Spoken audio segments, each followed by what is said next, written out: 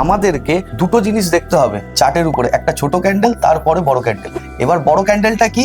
বড় ক্যান্ডেল হচ্ছে institutional candle. ইনস্টিটিউশনরা মার্কেট অর্ডার প্লেস করে না, তারা লিমিট অর্ডার কাজ করে। যদি ওরা ধরুন এখানেই মার্কেট অর্ডার ইউজ করতো, ক্যান্ডেল কিন্তু এত বড় হয়ে যেত, মার্কেট ইমব্যালেন্স হয়ে যেত। তো এবার আপনারা দেখবেন যে এই যে সাইজের ক্যান্ডেলগুলো, এখানে কিন্তু ভরে ভরে লিমিট অর্ডার প্লেস করা আছে। এবার ধরুন এখানে তারা যদি 10,000 কোয়ান্টিটি সেল করতে লাগিয়েছে, তো 10,000 বায়ারও তো দরকার। এবার যদি এখানে 5,000 বায়ার অ্যাভেলেবেল থাকে, তাহলে এখানে 5,000 পেন্ডিং অর্ডার হয়ে গেল, 5,000 অর্ডার এক্সিকিউট হলো না। তার জন্যই আপনারা দেখবেন যখনই মার্কেটটা এখান থেকে একটা ক্যান্ডেল ক্রিয়েট করে যখনই উপরে যায়, এই লেভেল থেকে কিন্তু একটা রিঅ্যাকশন আপনারা পান। আমাদেরকে এই জায়গাটাই ধরতে হবে, আর আমাদেরকে এই পুরো চার্টের মধ্যে দেখতে হবে যে ছোট ক্যান্ডেল আর বড় ক্যান্ডেল কোথায় আছে। তাহলেই আমরা গ্যাপ আপ আর গ্যাপ ডাউনটাকে ক্লিয়ার করতে পারবো।